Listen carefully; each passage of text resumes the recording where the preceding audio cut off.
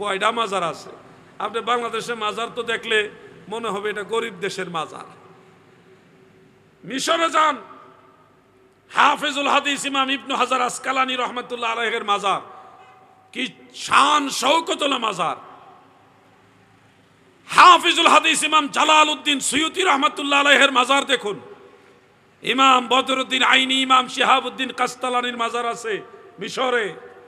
কত সাহাবীর মাজার আমি জীবনে জিয়ারত করলাম, আলহামদুলিল্লাহ। হযরতে ইউশা বিন নুন আলাইহিস সালামের মাজার 55 হাত লম্বা, বিশাল লম্বা। ইউশা বিন নুন আলাইহিস সালাম একজন নবী ছিলেন, হযরত মুসা আলাইহিস সালামের খাদেম ছিলেন। উনি এমন পাওয়ারফুল নবী ছিলেন, উনি আসমানের চন্দ্রকে থামায় রাখছে, আসমানের সূর্যকে থামায় রাখছে।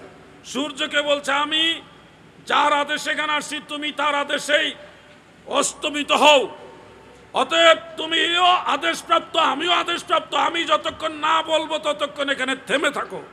আপনারা খেয়াল করে দেখবেন, একটা কথা বললে বেজার হবেন না তো, সুন্নিরা একামত দিলে আগে আগে একামতের আগেই দাঁড়ায় না হাইয়া আলাস সালার সময় দাঁড়ায়?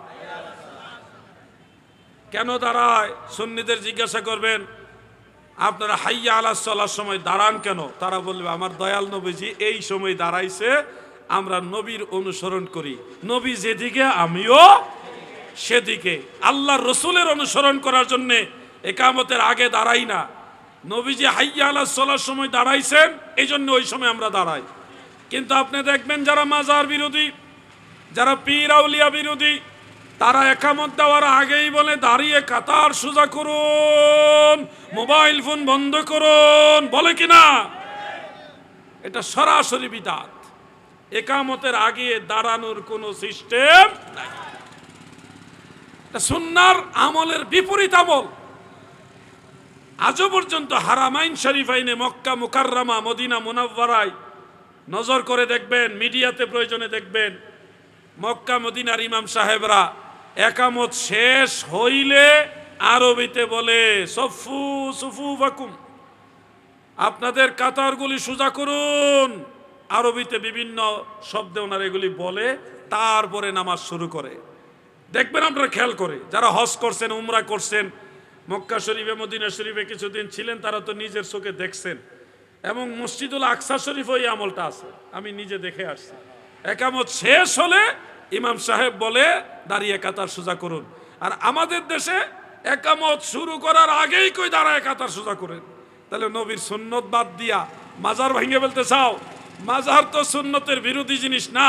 বলবেন বাংলাদেশে সব পীরের মাজার এত বেশি, আপনি কল্পনা করতে পারবেন না বাংলাদেশে আর কি মাজার আছে। সূর্য আল্লাহর নবীর আদেশ পাওয়ার সাথে সাথে থেমে গেছে। ঘটনাটা হলো এরকম, বলতেই হয়, কথাটা এসে গেছে যেহেতু। ইউশা বিন নুন আলাইহিস সালাম বনি ইসরায়েলের একজন নবী ছিলেন। তো উনি আরো অনেক লম্বা কাহিনী, শুরু থেকে বলতে গেলে একটা ব্যাপার আছে, এখানে মুসা আলাইহিস সালামের ব্যাপার আছে, এটা চলে আসবে আবার ফেরাউনের কাছে। মানে ইতিহাসগুলি আমি যদি ইতিহাস ভিত্তিক ওয়াজ করি, অরিজিনাল বানাইন্না ওয়াজ না। আমাদের দেশে বানাইন্না ওয়াজের চাহিদা বেশি, এমন মজা লাগাইয়া কইব মিছা কথা। এই মিছা কথা না, সত্য সত্য যেটা কিতাবে আছে ওইটাই। আমি মাঝখান থেকে এটুকু বলি, একটা জাতি ছিল আমালিকা জাতি। আমালিকা জাতি বলতে এরা গায়ে শরীরে এত বৃহৎ ছিল, যাদের পায়ের হাঁটুর নিচে পড়ে থাকতেন তৎকালীন অন্যান্য এলাকার মানুষেরা। কত বড় আকারের মানুষ। এবং এটাও জানা যাচ্ছে যে মিশরে এত বড় পিরামিড, বড় বড় 40 টন বা আরো বড় বড় এত টনের ওজনের পাথরগুলি উপরে তুলছে এই আমালিকা জাতির বড় বড় বৃহৎ আকৃতির লোকেরা। এটাও একটা মত। এই আমালিকা জাতির সাথে যুদ্ধ করার আদেশ দিছে আল্লাহ। মুসা আলাইহিস সালামকে আল্লাহ প্রথম আদেশ দিছিলেন, কিন্তু মুসা আলাইহিস সালাম রাজি হয়েছে এবং প্রস্তুতি নিছে। কিন্তু বনি ইসরায়েলের কয় আগে যাচাই করে লই, আমাদের গোয়েন্দা পাঠান, যাদের সাথে যুদ্ধ করতে হবে তাদের কাছে গোয়েন্দা পাঠান।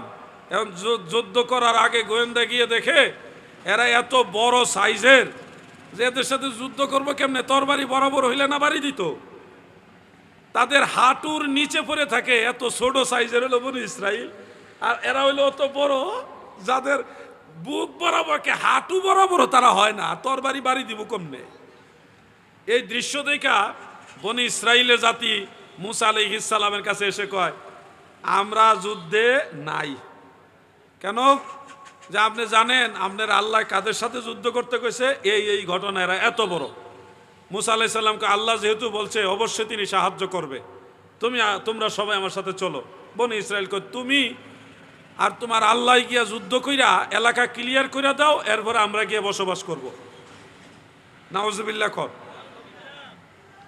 এখন যায় না কয়, তুমি আমাদেরকে, মুসা আলাইহিস সালামকে বলতেছে যে আপনি আমাদেরকে এত প্রেসার দিতেছেন, আপনার আল্লাহ আমাদেরকে সেই রেড সি পার করে আনছে না, এত বড় সাগর নদী পার করে আনছে, পানি ভাগ করে দিয়া, উনি তো ইচ্ছা করলে এই জাতিরে ধ্বংস করে দিয়ে আমাদের জন্য এই জায়গাটা ক্লিয়ার করে দিতে পারে।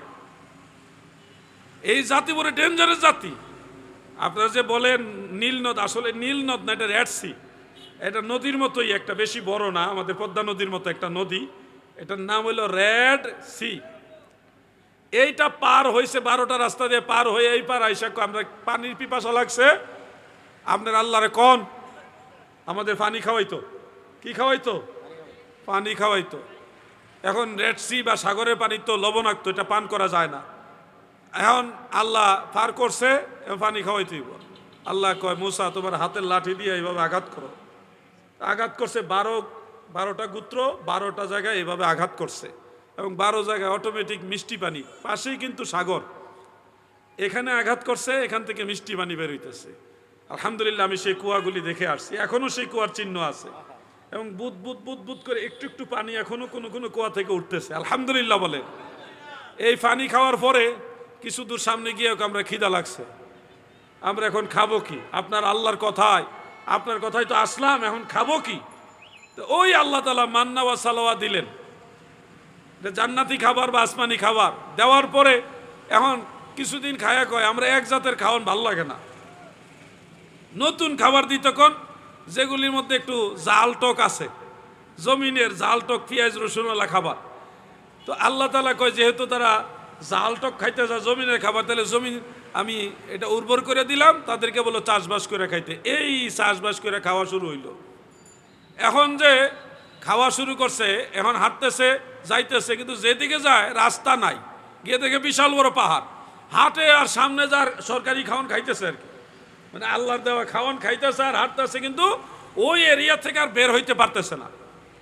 এরিয়াটা এমন বড়, যেদিকে যায় সারা রাত হাঁটার পরে দেখে যেখান থেকে গেছে ওখানে আবার ঘুরে আইছে।